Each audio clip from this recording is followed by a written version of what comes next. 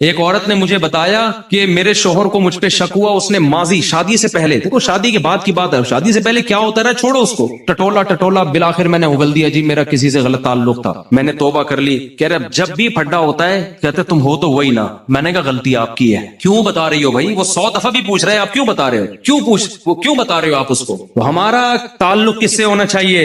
ہم اللہ کے بندے ہیں، جرم اللہ کا تو توبہ بھی کس سے؟ اللہ کی۔ اور ایک اور بات سے بات نکلتی ہے، بعض خواتین کے ساتھ کوئی ایسا واقعہ ہو چکا ہوتا ہے کہ وہ کنواری نہیں رہتی، بعض دفعہ کوئی مسئلہ ہوتا ہے ان کے ساتھ، یا بعض دفعہ کوئی برائی ہو چکی ہوتی ہے جس سے وہ توبہ کر چکی ہوتی ہیں، وہ شادی کرتے ہوئے ڈر رہی ہوتی ہیں، تو وہ ڈر رہی ہوتی ہیں کہ شوہر کو پتا چلے گا، وہ کہے گا یہ تو کنواری نہیں ہے۔ تو وہ جب میں فون اٹھاتا تھا نا اس طرح کے مشورے بھی کہ ہم کیا شوہر کو بتا دیں، تو یہ حماقت نہیں کرنا بھائی، یہ تو کسی بھی طرح سے زائل ہو سکتا ہے، کسی بیماری سے بھی ہو سکتا ہے پردہ زائل، اور بھی 10 بازوں کے پیدائشی نہیں ہوتا، تو ایسے موقع پہ جھوٹ بولنا بھی جائز ہے۔ نہیں آ رہی بات؟ عورت کے لیے جائز ہے کہ وہ شوہر سے بولو نا، جھوٹ بول دے، وہ یہ نہ بتائے کہ میں نے بدکاری کی ہے پھر توبہ کر لی ہے، یہ اتنی تفصیل میں جانے کی ضرورت نہیں ہے، وہ بول دے بھائی یہ پیدائشی نہیں ہے، یہ جھوٹ ہے، لیکن کیوں؟ وجہ اس کی ہے کہ اس کمبخت کو یہ تفتیش کی اجازت نہیں ہے کہ وہ پوچھے آپ سے، جو ماضی کے قصے ہیں وہ کیا ہیں؟ وہ ختم، وہ پرانے ہیں، تو جو ٹوہ ہمیں لگتا ہے نا، ٹوہ میں گھستا ہے ایک دوسرے کی ٹوہ میں، اللہ اس کو کیا کرتے ہیں؟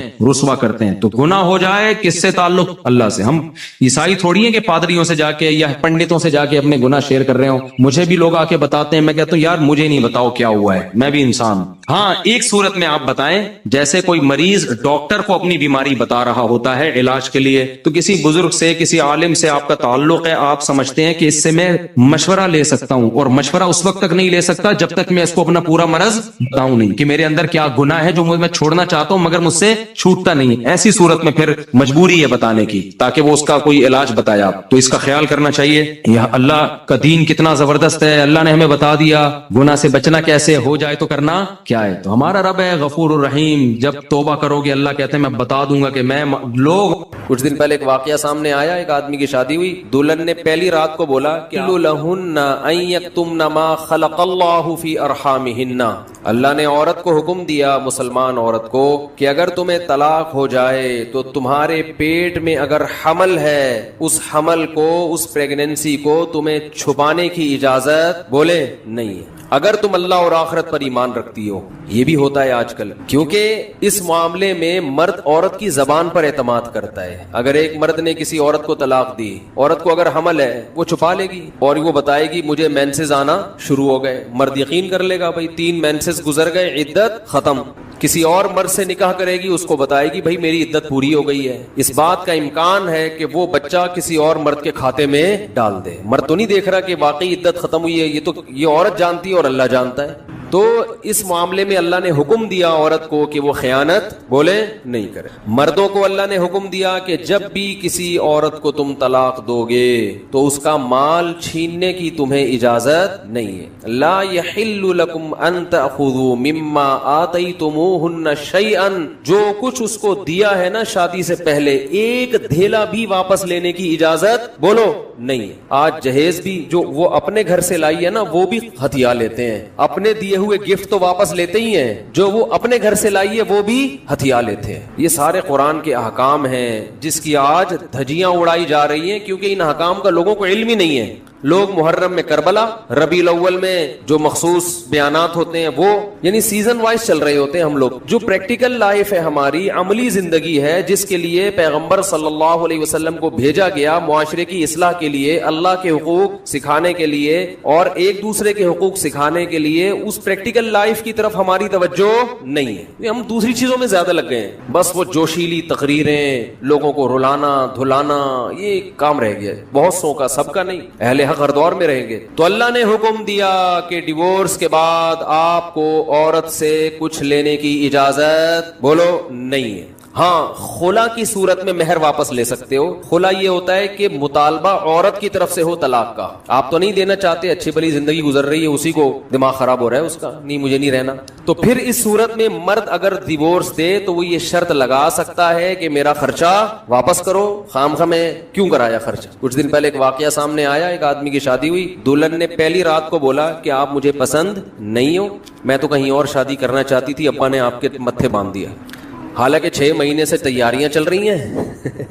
اب کیا گزرے گی اس آدمی کے اوپر. تو خیر اس نے تو اٹھا کے پٹخنا ٹھکائی لگانا شروع کر دی. کمبخت ایک میسج کر دیتی کہ میں راضی نہیں ہوں, میرا خرچہ کرا دیا, پہلی رات کو بول رہی ہے کہ نئی ٹھکائی لگانی چاہیے تھی. میں نہیں کہہ رہا, لیکن اس نے لگائی ٹھکائی, غلط کیا اس نے. تو ایسے موقع پہ بھائی ٹھیک ہے اپنا راستہ لو, میرا خرچہ واپس. اب کون رکھے گا ایسی صورت میں؟ چاہتی کہیں اور تھی. بھائی تو چاہتی تھی بھی اگر کہیں اور, تو اب بتانے کی کیا ضرورت ہے؟ ہر بات بتائی تھوڑی جاتی ہے. بولو بھائی دل میں بولو چاہتی تو تھی لیکن چلو ہو گئی, اب اسی کو چاہنا شروع کر دیں گے آہستہ آہستہ. گدھا بھی اگر آپ پال لینا تھوڑے دنوں میں اس سے بھی محبت ہو جاتی ہے. تو پورا 2 ہاتھ 2 پاؤں کا انسان ہے, تھوڑے دنوں میں اچھا لگنے لگے گا. یہ سوچ کے صبر کر لو, پوری رپورٹیں پیش کر رہی ہیں اس کو, پوری رپورٹ. تو ظلم وہاں سے ہو, مطالبہ وہاں سے ہو, تو پھر آپ واپسی کا مہر کا واپس مطالبہ کر سکتے ہیں. بھائی جو مہر دیا واپس دو. یہ بھی اللہ نے ان آیتوں میں حکم بیان کیا. ایک حکم اللہ نے یہ بھی بیان کیا کہ اگر رخصتی سے پہلے طلاق ہو جائے تو پورا مہر نہیں دینا پڑتا بلکہ آدھا مہر دینا پڑتا ہے. 1 لاکھ روپے مہر رکھا گیا تھا, آپ ابھی رخصتی ہوئی نہیں, آپ نے ڈیورس دے دی, تو پورا مہر نہیں ہے بلکہ آدھا مہر ہے. اس میں اللہ نے ترغیب دی ہے کہ مرد پورا دے دے تو اچھا ہے, اور عورت کو ترغیب دی ہے کہ آدھا بھی معاف کر دو تو اچھا ہے. ترغیب دونوں کو دی جا رہی ہے, چھوڑو بھائی, لیکن حکم بیان کیا جا رہا ہے کہ مرد کو آدھا دینا پڑے گا اگر وہ مطالبہ کرے. اور اللہ نے اہم حکم یہ بھی بیان کیا کہ جب عورت کو طلاق دو تو جہاں وہ طلاق کے بعد نکاح کرنا چاہتی ہے اس کے نکاح میں رکاوٹ مت بنو, کباب میں ہڈی بننے کی کوشش مت کرو. یہ بھی زمانے جاہلیت میں ہوتا تھا اور آج بھی ہوتا ہے. فلا تعضلوهن ان ينكحن ازواجهن, اگر تم نے چھوڑ دیا ہے اس کو. عرب اس کو غیرت کا مسئلہ بنا لیا کرتے تھے کہ ہم نے چھوڑا ہے تو اب ہم کہیں اور اس کی شادی نہیں کرنے دیں گے. ہمارا معاذ اللہ یوں کہتے تھے تھوکا ہوا مال, جیسے آج بھی لوگ کہتے ہیں ہم نہیں کہیں اس کو نکاح کرنے دیں گے. اس سے بھی قرآن نے کیا کیا؟ منع کیا. اور اس سے بھی منع کیا کہ اپنی مرضی سے زبردستی اس کا نکاح بھی مت کراؤ طلاق یافتہ کا. ینکحن ازواجہن, اپنے سلیکٹڈ شوہر سے نکاح کرنا چاہتی ہے تو تم کباب میں ہڈی بولو نہیں بنو. یعنی اس کو یہ رائٹ ہے کہ وہ جہاں چاہے نکاح کرے. یہ بھی خرابی ہے آج کل.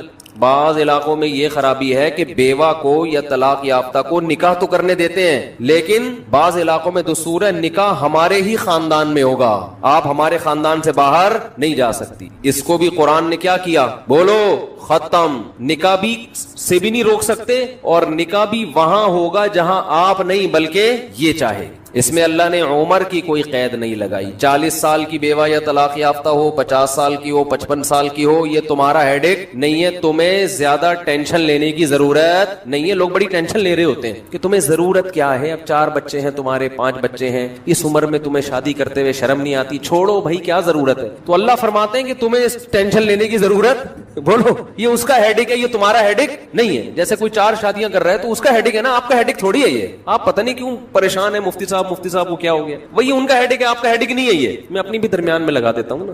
تو ہر ایک کے ہیڈ ایک ہم نے پالے ہوئے ہیں. وہ یہ کیوں کر رہا ہے, وہ یہ کیوں کر رہا ہے, وہ کم عمر سے شادی کیوں کر رہا ہے, وہ بڑی